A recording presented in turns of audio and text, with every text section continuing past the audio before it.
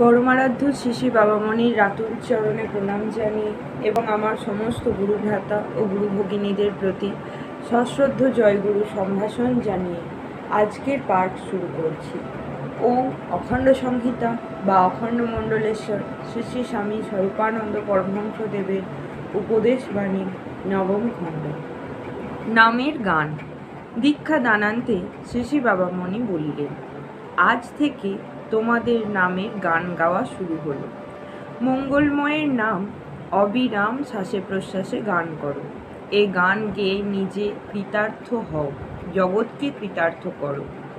এ গান তোমার বাইরের লোকে শুনবে না, অন্তরের জনেরা শুনতে পাবে। এ গান কেউ বাইরের কানে শুনতে পাবে না, অন্তরের কানে শুনতে পাবে। নামের গান বড় মজার গান। আমি যদি এখানে বসে গাই, তোমরা শুনতে পাবে শত যোজন দূর থেকে। তোমরা যদি এখানে বসে গাও, আমি শুনতে পাবো কোটি যোজন দূর থেকে।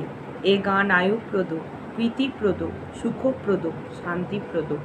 অর্থাৎ নামের গান যে গায় তার আয়ু বর্ধিত হয়, তার অন্তর জগতের সকলের প্রতি প্রীতির রসে আপ্লুত হয়, তার প্রকৃত সুখের আস্বাদন জন্মে, সকল দ্বন্দ্ব, বিদ্বেষ, সংশয়, শঙ্কা বিদূরিত হয়ে তার পরম প্রশান্তি লাভ হয়। জয় গুরু।